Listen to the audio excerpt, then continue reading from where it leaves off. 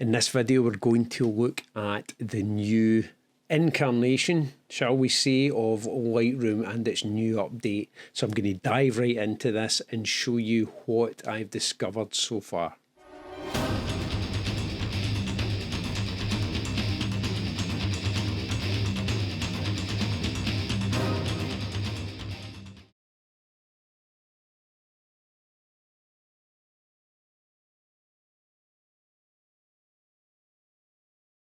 Adobe has done something really great with the new update, and I'm going to run through 2 or 3 images here just to show you briefly what it can do. And as you can see, the panel icons have changed slightly, but everything is still there as well. But I'm going to jump straight into the masking because that's what everyone's interested in, and this is the biggest update in years, and it's absolutely phenomenal. So what I'm going to do is I'm going to select subject, and that will select Inca here, and as you can see how well it's selected her, even missing out some of the areas of grass. Now I can add to that or I can subtract to that. If I wanted to add to that, I could just click the add button and I could add it via a brush, a linear gradient, a radial gradient. I can add to it via colour range, luminance range. But what I'm going to do is I'm actually going to subtract, because you'll notice it's selected some of the ear. So I'm going to go in there and I'm just going to click subtract, and I'm going to use the brush to subtract that. I've just set everything at 100% for the speed of the video. So I'm just going to go in there and subtract some of this area. Now I won't be too delicate with this, shall we say, just for the purposes of the video. So now that the mask is selected, I can choose to leave the overlay on, or I can turn it off. It's entirely up to yourself. When you come to edit, even if the overlay is on, when you come to edit, it will turn it off anyway. So it's entirely up to you. What I'll do is I'll leave it on for the purposes of this video. And I'm going to lift the exposure just slightly, push the contrast slightly. Highlights, I'll lift them a tiny bit. Shadows, I'll lift them as well. So that's how quickly and easily it can identify objects within, or in this case subjects within, an image. If I want to rename that, I can rename that to Inca, and that drops in there. Now I can create a new mask, and my new mask, if I go for select sky, there isn't really a sky there, so it probably won't read it. So I'm going to select the subject again, and this is the new mask, and it's detecting the subject. It will be the same again. Now, for this, I'm going to change the background. As you know, that area there is also selected. So with this mask here, I'll rename this to background. I just double clicked on that. And I'm going to click OK or hit return in your keyboard. I'm going to subtract from this mask. And again, I'm going to get into 100% and I'll just quickly paint this out. So there we go, that's that removed. See, at least you get the idea with it, and I'll go back there. So I want this edit to affect the background and leave the previous edit that we've just done alone. I don't want to touch that. So you'll notice you have your background here and then the brush where I removed that area there, and then the subject. Now if I go into the subject and right click, I can invert that. So now it's the background that's selected with this image because there isn't really a sky in it. So what I can do now is I can go in and I can change everything in here. I can go in and push the contrast and make it slightly contrasty. I can add a touch of green, warm it up even further. I can go into the dehaze, bring it like that, texture and the clarity. Or I can do the opposite and I can push the clarity right back. So you can see that from there to there. Bring the shadows down a little bit as well. Now colour wise, it's not the greatest, but at least you can see how the edit works with this. I can also pull the saturation just back slightly, but it actually needs to go further for this image. So I'll leave that one at that and I'll just click done. And then I'll show you the before and after. Now that you've seen the before and after, what I can do is I can get back in, and I don't like the background here. So if I click in the background, it shows me my subject. I can go in there and I can lift the exposure and it won't affect Inka herself. So you can see how versatile this is. And as you can see from the before and after, the difference is there as well. And for this, if I want to get back into Inka, I just click there and I get into the subject and I can push the contrast even further, just to around there. So that was very, very quick and really, really simple to do for that one. Moving on, I thought I'd go into a very, very simple landscape for this. So I'm just going to jump in here, select the sky, and you'll see how quickly it selects this sky. It is a simple sky though, but you'll see how quickly it did select that there. From here, I'm going to turn the exposure down, just to around about there. I'm going to push the contrast. Now, this isn't an editing video. This is just showing you what it can do. I'm going to bring the highlights back slightly and push the contrast a tiny bit further. I'm also going to warm it up slightly as well. And mainly, I'm looking at these clouds. So I'm quite happy with that. So that looks great. What I can also do is if I go into sky, I can go into these three dots here and I can duplicate the sky and watch the difference this makes. So you can see that it's actually brought out more in here. So we now have two sky layers. If I turn that one off, you can see the difference in that. If you just look around that area. You may notice as well, it's selected some of the areas up here, but we can deal with that via the subtract.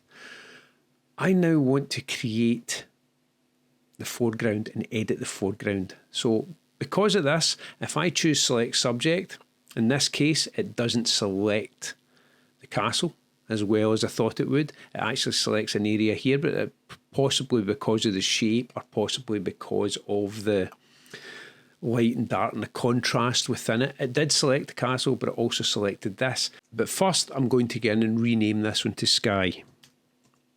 So we have that, and that's okay there.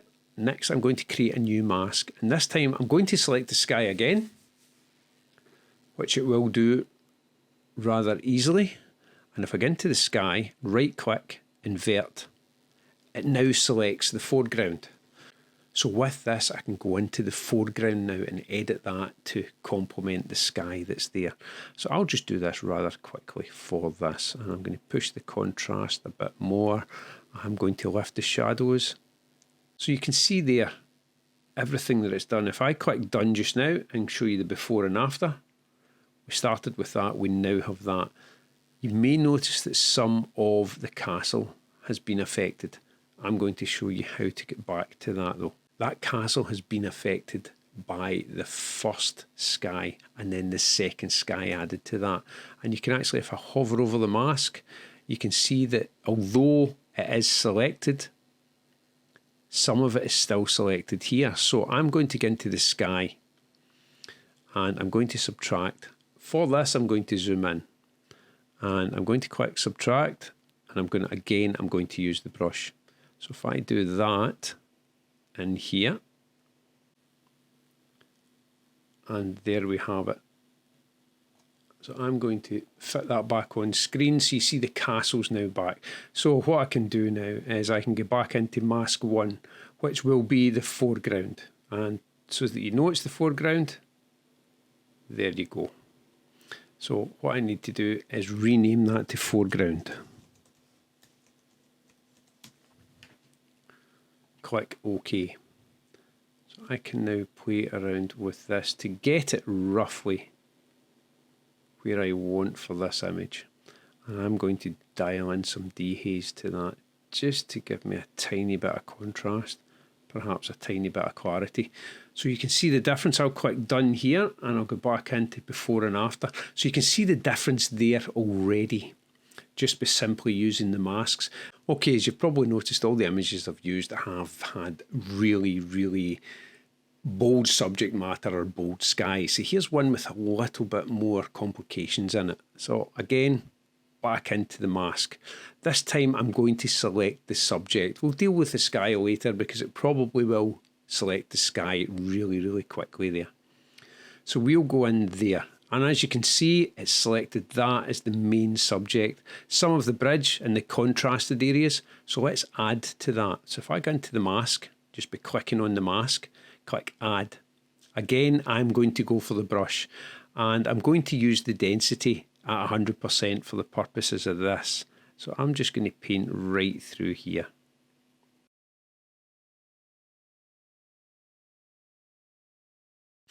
From that, so I can just click erase, and I'm just going to erase out the areas that I don't want, and that's the contrasty areas underneath the bridge. I don't want them to be affected. So if I go in there as well, in there and in there. So I now have the subject selected.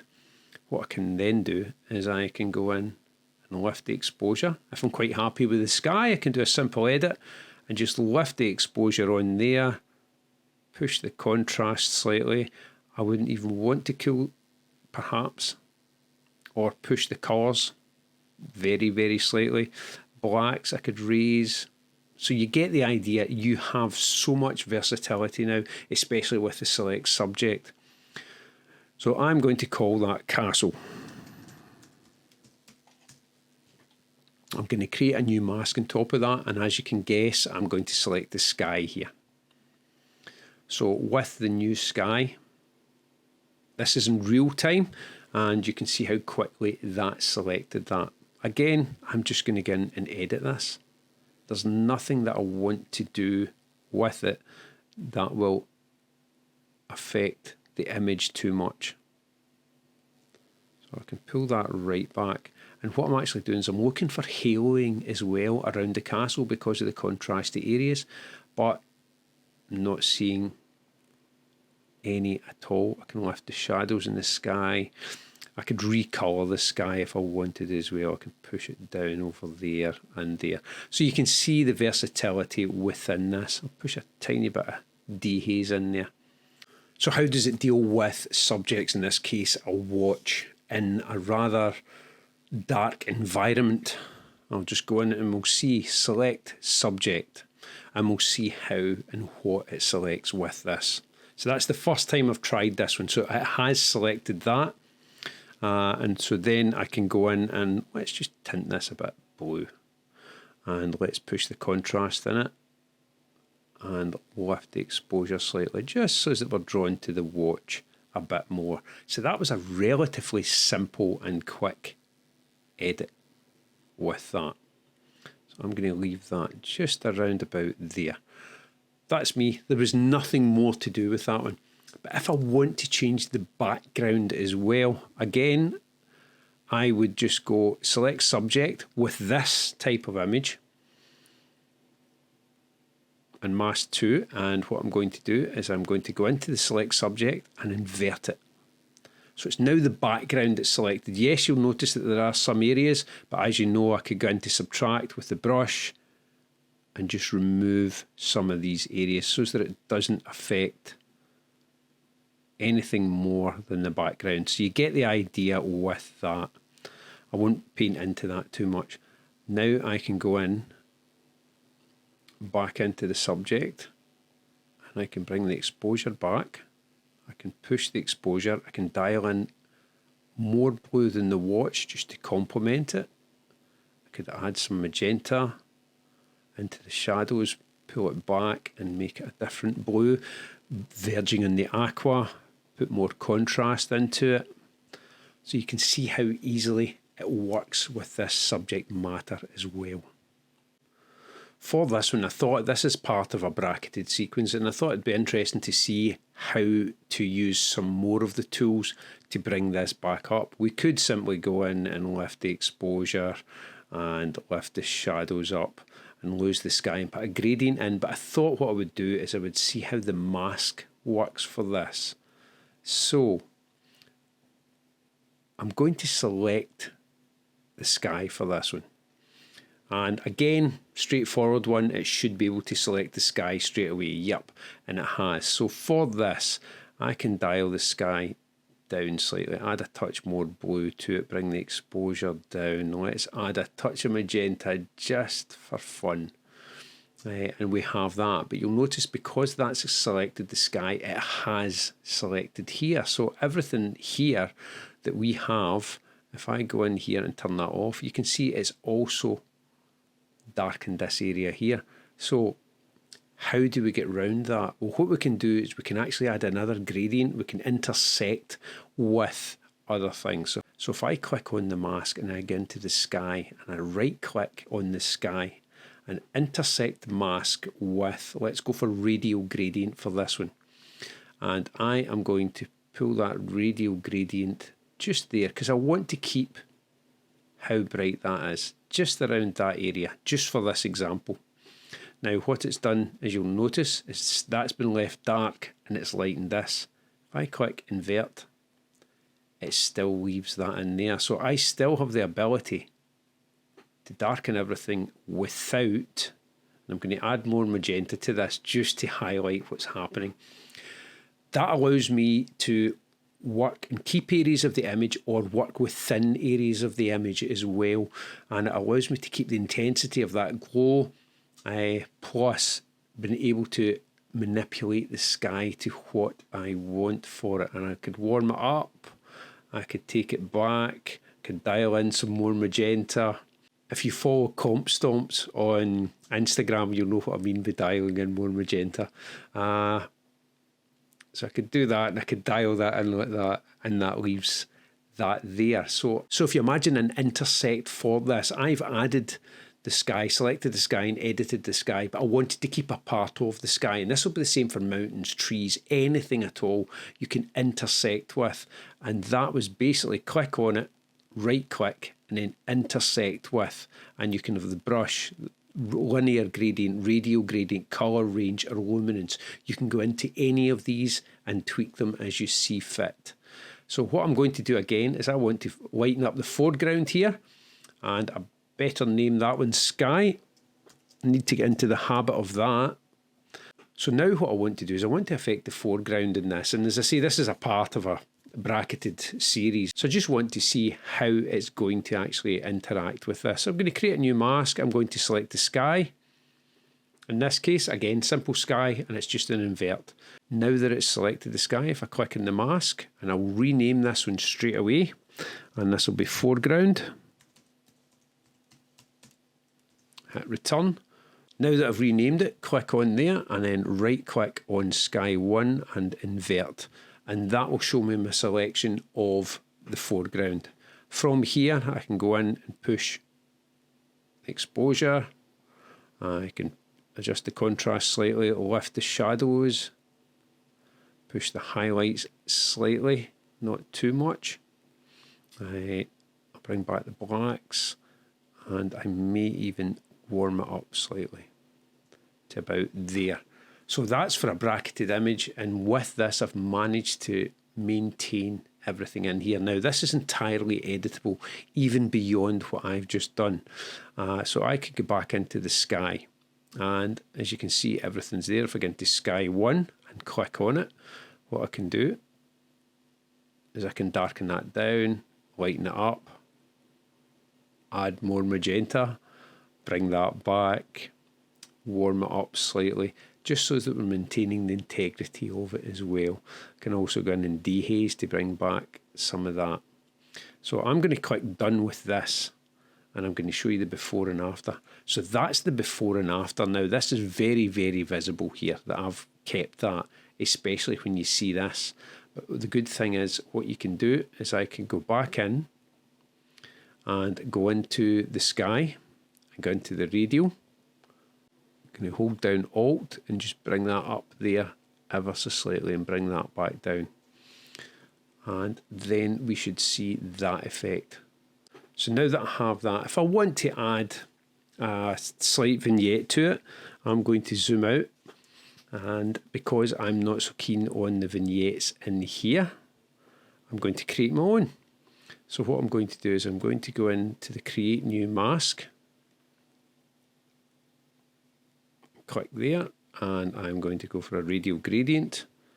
I'm going to draw that over the image, take that out even further, just to about there, And I'm going to turn off the overlay. I'm going to darken it slightly, very, very slightly. So what I didn't do there was I didn't rename my vignette, and I'm just going to go in there and rename this and click OK. I'm going to close that just now and very quickly speak about brushes and radial filters and everything else that you had available with the previous version of Lightroom. Well, you'll be glad to know that they're still available. If I go into the mask and create new mask, this time I'm going to go for brush. And so the custom menu is going to appear. If I click the drop down of the custom menu, all the old brushes that I created in the previous version of Lightroom have migrated onto this one. So what I'm going to do is I'm going to go for a soft shading brush, soft light brush. And in here, I'm just going to paint that in. Right, you're going to see a massive difference here because of the setting that that's at. So you can see how that brush has worked there. But what I can do, they are still totally and utterly controllable. So you won't lose any of your previous saved brushes, saved radial filters, saved gradients or anything.